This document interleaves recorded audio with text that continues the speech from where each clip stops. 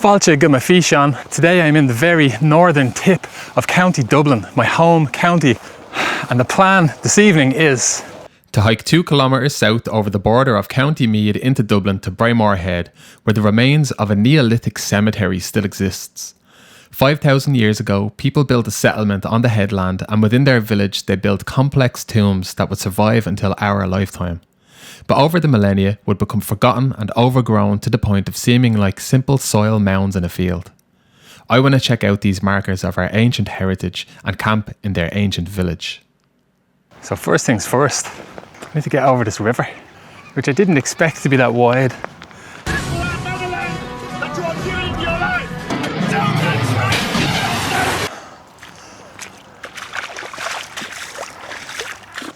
I only have slightly sandy socks and shoes now. There was a few warnings that I read on a website before I came here. One of them was that there was a river crossing, and the other one was not to get caught out in the tides. I reckon I'll be all right. I can see that the water gets up to that level there, which means that I would have to climb over this or up over this or find some other way of getting around. Now, I was a smart bookle and I checked all of the times for tides and tide levels and everything. The low tide is at 11 p.m, but then at 6:30 a.m. is peak high tide tomorrow morning. So probably in around when I wake up. So I'll have about an hour and a half before I can leave. So I'm kind of trapped in the spot that I'm heading to. Oh, hello, little trail. Maybe this is actually fine. Yep. Oh, look at this little beach. I'm not a big beach dude, but this is pretty nice. And this all looks fine in terms of tide. If you can't tell, I'm a bit worried about the tides. I've never camped on the beach before. This is a new experience for me. There is a very cool looking, I would say, 17th century farmhouse right beside me. So anyway, I'm in Bremore this evening, right on the very northern tip of County Dublin. And the river that I crossed, the Delvin River, is the border between County Meath and North Dublin. But it has been a border for potentially thousands of years, through ancient kingdom of Meath into, I don't actually know what this would have been, this part of Dublin in ancient times. It was probably many different things.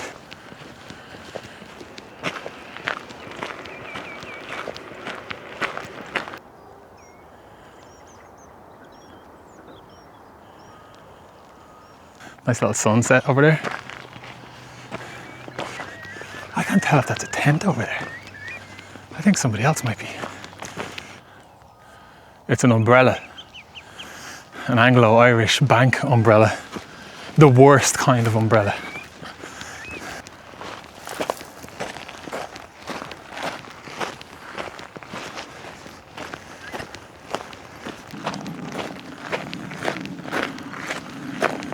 There they are.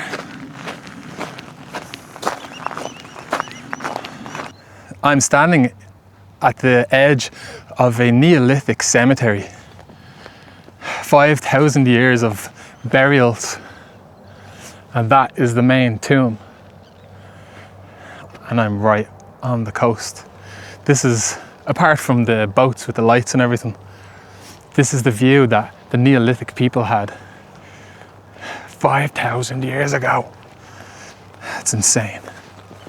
But it's probably not just a cemetery. This was probably a settlement, more than likely, because there's evidence of production here, which means that people lived here. The production seems to have mostly been tools. It's just so heavily farmed, which sort of brings me to the sad element of this, is that even though this has been here for 5,000 years, it's not going to be here that much longer, because it's already undergone tons of heavy erosion that's eaten away at the side of the banks all over here. And I walked north of the Delvin River, where there was already a Neolithic tomb collapsing into the bank. These things were built in 3500 BC, and only now, because of climate change and how dramatically that's affecting parts of the coastline here in Ireland, we're beginning to lose these bits of our heritage. I don't know if in my lifetime this will be gone. So after I'm dead, I don't know if anybody will be able to see this tomb again. There is a project, and it's called the Heritage X project, and it's been done by Abarta Heritage and Fingal County Council. And basically it's a community-led thing where you can access a form online if you've been walking around here, and you can make reports about what you see. And those reports are then compiled into a database, and they are used to monitor the erosion and effects of climate change. It's definitely worth, if you're from Bremore area and you walk around here, just be aware that that form exists and that your input of data can help to possibly save a 5,000-year-old tomb.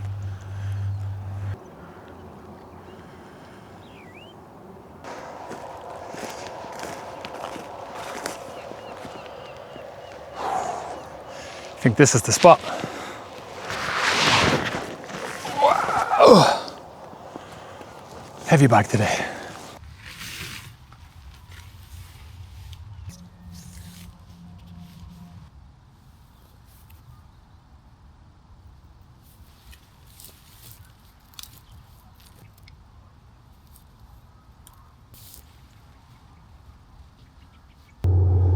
Turned out not to be a bad pitch.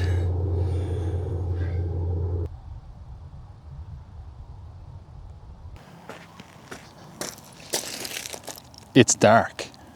It's so dark I just lost one of my microphones. Can't see shit. Luckily I have a spare one. I brought my little seat. And I am gonna light myself a little tiny fire. God, I'm bad at these things. I should have just lit the fire on the ground.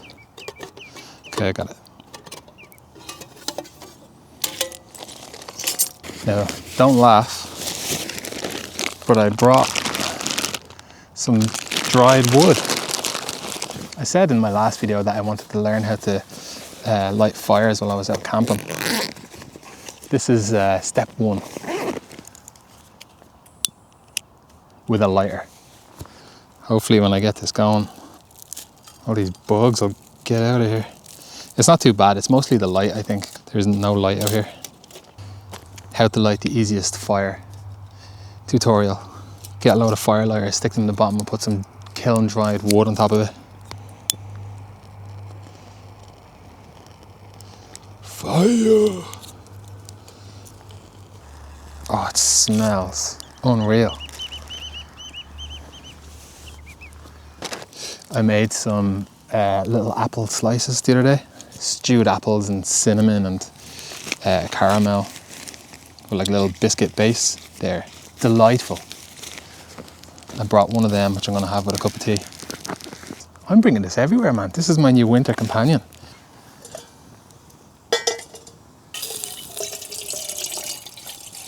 And Peter, the professional bushcrafter, pours water accidentally on his fire while making a cup of tea.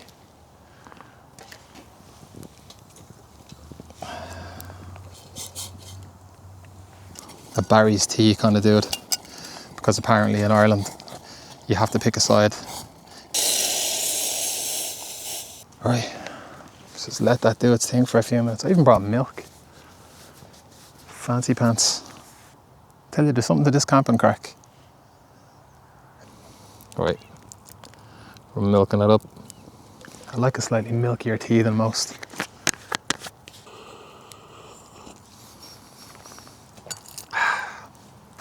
But anyway, for the people that were here knocking around all those years ago, it was wind down time. I reckon it's probable that they were asleep now, or maybe just like, you know, in their little round houses or their huts or whatever they were living in. Because once the sun set, there wasn't much you could do. You might light a little fire, you'd hang out, maybe tell a couple of stories. Maybe you're tired from the day's work, you just go to bed.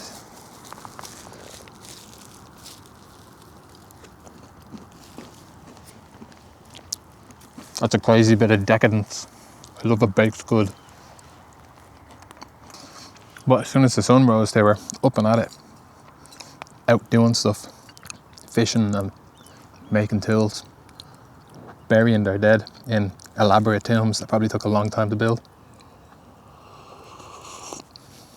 Something about these areas where there's lots of tombs, I always find them so nice and quiet and peaceful, but you still get when you go to a cemetery, a modern cemetery now. They make an introspective atmosphere. So when you come somewhere like this that's as old as it is, I can't help but feel that exponentially. But mostly I feel the delight of the sugar and butter running through my veins right now. With my little campfire and my cup of tea. What a Monday night. Okay, fire's out. Time to get cozy. Yeah. This is my cozy little tent vibe, by the way. I realise that I never really show it off. The Van Gogh's just so small. There's not really much to show off. I'm gonna climb in here now and get some sleep. So, ihawa, I'll see you in the morning.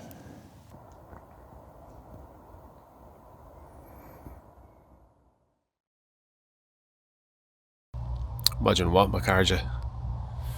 It's 20 to 7. I'm gonna walk over to the main tomb, I think, and set myself up for a little morning coffee.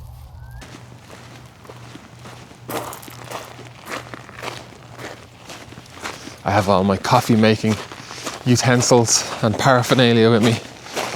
Sunrise isn't for like half an hour or so, so I'm just gonna go up here and sort of chill, relax, have a little slow morning.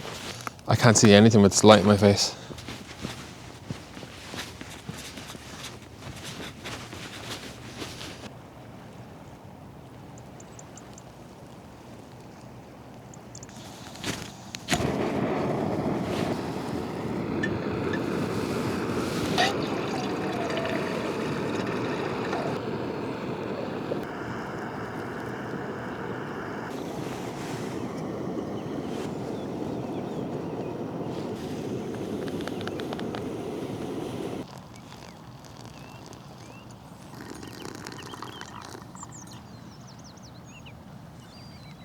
That's a big bird.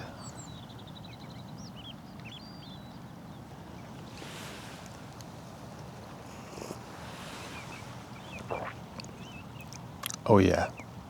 That was a good night's sleep. Who'd have thought sleeping beside the sea was nice and peaceful, huh? It's 7:05 and the sun is supposed to rear its head over that horizon at 20 past. So I think I timed myself just right. It's absolutely lashing rain out in the Irish Sea right now. The most important thing of all, the return of the homemade flapjack bannock hybrid. These bad boys. They're a little dry, but they're sort of made to last in a backpack for a few days.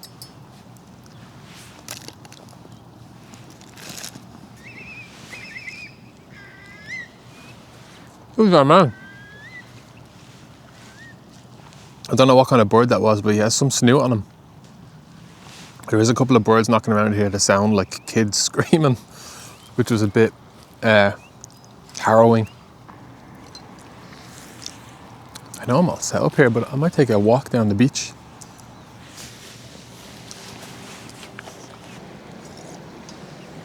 I've been walking around for the past 10 minutes talking to a camera that wasn't on. I think it might just be a little bit too cloudy to get a proper sunrise. There's a lighthouse just over there. It's just on a big rock out in the sea, and then there's a little mini rock beside it. There is mythology about those two rocks before there was a lighthouse on it. The story goes that Baelor the Evil Eye, who was like the king of the Fomorians and lived on this giant tower on Tory Island, it's off the coast of Donegal now, North Donegal. He had heard about this gigantic cow that could feed an entire village in a day, and he wanted this cow. So him and a few of his lads went over to the Mourns and they stole this cow, but the cow had to bring its calf with it wouldn't leave without him. Long ago, an ice sheet expanded the coastlines of Ireland and was walkable where the sea is now. Baylor drove the stolen cattle from the Mourne Mountains southwards across the ice until they stopped near modern Skerries in North Dublin. But part of why Baylor was so feared was that he was said to have a gaze that could kill you instantly or turn you into stone. So with Baylor's men in the front, gigantic mama cow behind them, baby cow behind them, and Baylor behind them. The mama cow turned its head to check to see if the baby cow was okay and caught Baylor's eye and turned into stone. The calf turned around to see what the big cow was looking at, caught the eye of Baylor and also turned to stone. And now there's one big giant rock and one little rock beside that rock out in the Irish Sea there.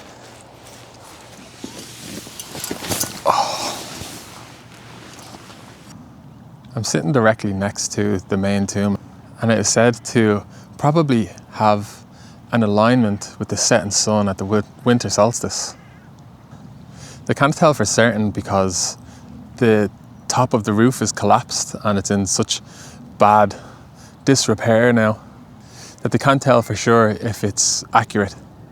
But there's a big bump in the top of it, and it looks like that's where the central chamber is, in the direction that the sun would be at the winter solstice. But the mad thing is that puts this in a category with the likes of Newgrange, which is maybe the most famous monument in Ireland. It's hard to tell when you're in a bubble with this stuff, because to me that's like one of the most recognisable things in Ireland. I tried to book a ticket for Newgrange at the end of the summer and you couldn't get a ticket for weeks. But here's another one right beside me. Now this one obviously is in bad shape, but imagine they did what they did to Newgrange here and they just completely excavated the whole thing, rebuilt the roof. There was a sunset solstice alignment. There you go, there's another few million a year for the tourism board, for heritage things. Just an idea. Goodbye Bremore Neolithic passage tomb. Hopefully not the last time I see it. It's a tasty little camping spot though, because I'm walking down here right now. My tent is maybe 30 meters away and I cannot see it. Oh yeah, there's big rain in the ocean. I'm a little bit concerned that rain is going to come in, so I'm going to get cooking and sort all my gear out, because at the minute it's all just thrown in my bag.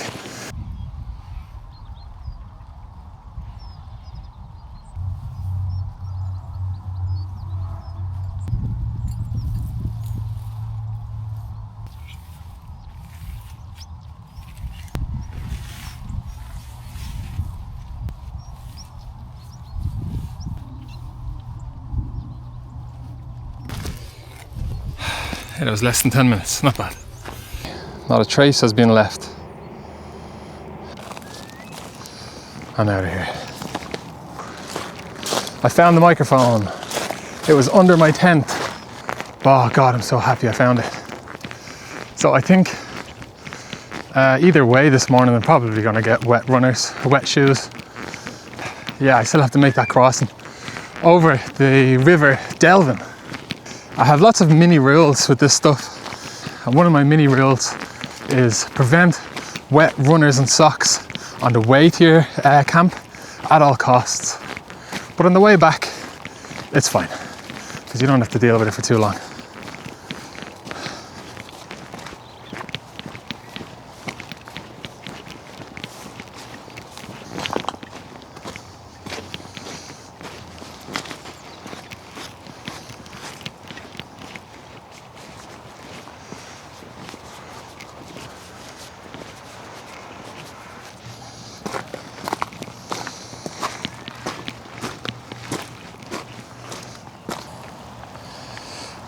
That's cute.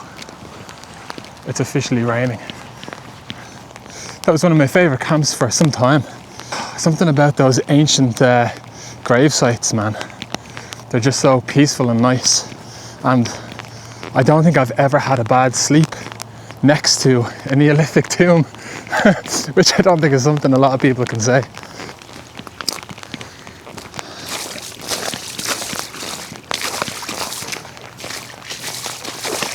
Ooh, it's cold.